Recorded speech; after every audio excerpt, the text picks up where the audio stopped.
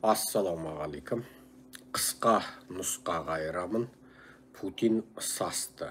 Путин бармағын шайнап, ине жеген иттен арман қыңсылап, қиналып, жылап отыр. Орыс армиясын енді 2 миллионнан асырамыз дейді. Орыстар жаппай армияға қабылдауды бастады. Армияға қабылдау туралы үгіт насихат жан таласа жүрілуде. Украинаның тәуелсіздік күнінде Пөтен кімде-кім Украин жақ болса, соны атқылаймын деді. Бірақ дәл тәуелсіздік күні Ұлыбританияның премьері Киевке ұшып келгенде Путин бармағын шайнап отырып қалды. Батырға да жан керек екен. Путинде анау қазақ айтатын итекеш итте сүйек жұтарда арт жағына бір қарайды дегенді Путин білмесе керек. Англияның премьері келгенде Путиннің желі пыш етіп шықты да кетті.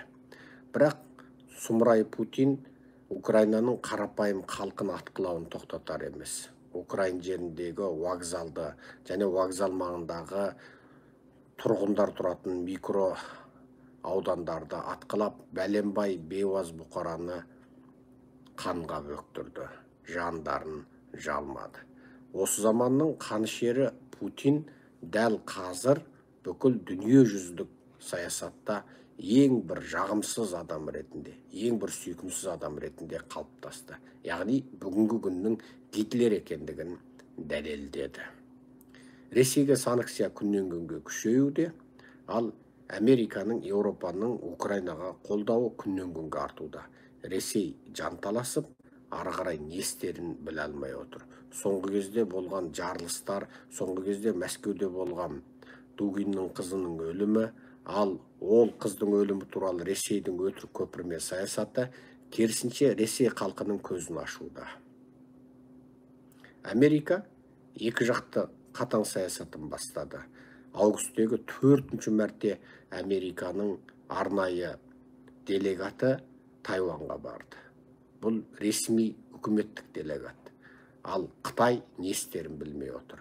Тіпті кейбір деректерде Қытайдың басшысы Си Цзиньпин тек әскери істер төрағасы және мемлекет төрағасы болып қала береді.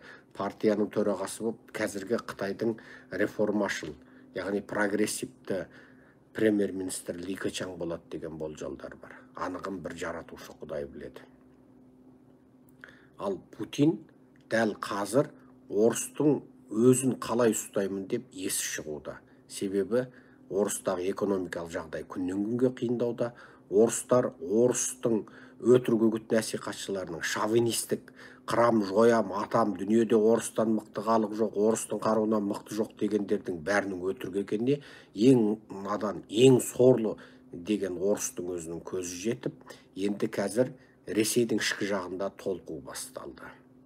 Ақпараттық толқу, әлеуметтік желдегі наразылық, адамдардың жұмыссыздығы, мынау батыс компаниялар кеткеннен жұмыссыз қалған батыс компанияларында жұмыс істейтін орта буржуаздар, ақ жағалы кластар енді Ресейде кәдімгі кедей қауымдардың қатарынан шыға келді. Күні кеше батыстың компанияларында жоғарғы лауазымды жұмысшы болып жүрген олар кәдімгідей батыстық деңгейдегі айлықпенен қарапайым жай орысқа қарағанда мықты тұрған, жақсы тұрған. Енді олардың барлығы кәдімгі көз ашық, көкірек ояу шетел фирмаларында жұмыс істейтін орыстар Ресейдегі ең үлкен наразы қауымның алдын бастап тұр. Дәл қазір Путиннің қорқатыны Украинадағы соғыс емес, Путиннің қорқатыны Ресейде толқу басталып, тағымнан айырылам ба, тағымнан айырылған соң жанымнан айырыламын ба деп отыр. Анығында дәл қазіргі Орыс-Украин қақтығысы былай тартсаң арба сынады, былай тартсаң өгіз өледі. Ал батыстың алпауыттарына бұл соғыстың ұзаққа созылғаны керек болып тұр. Себебі соғыс ұзаққа жалғасқан сайын олар байып жатыр. Азық-түлік компаниялар баюда, тасымал компаниялар баюда, ең керемет байыған қару-жарақ компаниялары. Себебі батыста қару-жарақтың барлығын жеке меншік компания өндіретін білесіздер. Украинға берілген көмектің қанша пайызы қару-жарақ компанияларына кеткенін білерсіздер. Жайшылықта бір зымыраны қанша доллар, ал соғыс кезінде қанша доллар болғанын елдің бәрі біле бермейді. Бірақ базардағы байпақтан сөредегі нан ірімшікке дейін өсіп кеткенін білсек, қарудың да бағасы өскенін ойлап жетуге болады. Демек, соғыс біреулердің жанын жалмағанменен біреулердің қалтасын қампайтуда. Байдың ақшасы көбейген сайын кедейдің саны көбейеді. Бұрынғы қазақ айтқан, байдың малы көбейсе, кедейдің саны көбейеді деген. Сол.